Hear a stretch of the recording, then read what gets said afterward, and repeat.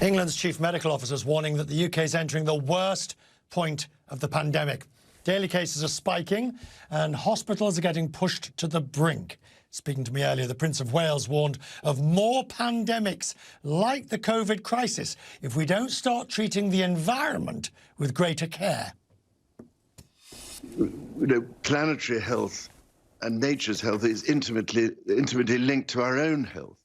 And the more we destroy the natural world around us and biodiversity on which we depend in its infinite variety, and the more we encourage mass extinctions of species that we don't always realize we depend on, because each of us is interconnected with the rest of nature, then we are making ourselves ever more vulnerable to all sorts of diseases and problems. So this pandemic won't be the last one if we're not very careful. So that's why it's critical to heal the natural world as well as ourselves. And this is why we can't ignore it. And if I may say so, this pandemic has actually meant, ironically, that we've been able to do so much of the work behind the scenes this last year online, because normally you could never meet anybody. Everybody was too busy. They couldn't fly. Do you know what I mean?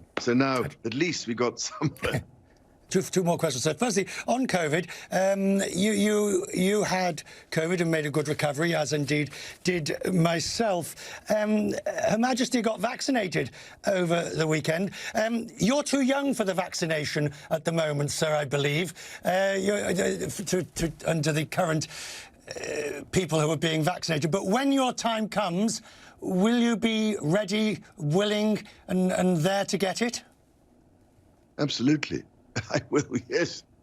I mean, it seems critical, and if I may say so, I apart from having the greatest sympathy for anybody who does end up with this frightful virus, and also nothing but the deepest possible sympathy for those who've lost their loved ones in this horror that we're facing, I do think vaccination is critical. I mean, I've been communicating over the last year with somebody called Pascal Soriot, who's the chief executive of AstraZeneca, and he's part of my Sustainable Markets Initiative. So I've been talking to him over the year about the development of this vaccine they've been producing with Oxford University, and it is remarkable what AstraZeneca is doing in making it available to so many people around the world at cost. They're not making a profit of any kind. So, you know, there's some remarkable things being done by the business world to assist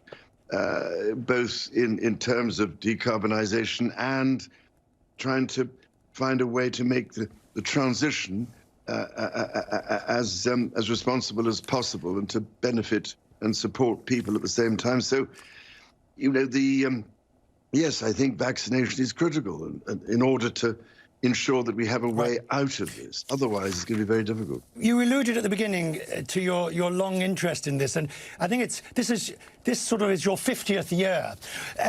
Before Christmas, you said that people thought you were completely dotty when you started on about the environment in the 1970s. Venture to suggest you're now mainstream on the issues. I know you would never say "I told you so," sir, but there must be an element of at least quiet contemplation that everybody's joined up with you. Well, if I may say so, I suppose it's quite amusing to hear your own words and phrases coming back at you, like natural capital, which I remember talking about some years ago when going up the Amazon in a boat, and I was being interviewed at the same time. We were going up, and I suddenly this phrase came to me about how we have to think about nature's own capital, because we've been living off capital, not income, which is fatal when you think about it. Anyway, no, it's slightly ironic, but I thought I might have been dead before people began to realize that perhaps I wasn't quite as dotty as was originally thought. But if you're trying to encourage things that people can't quite see the point of at the time, inevitably you tend to get thought of as pretty eccentric, perhaps, but now perhaps not quite so much. But as I say, hearing the language coming back again is quite amusing.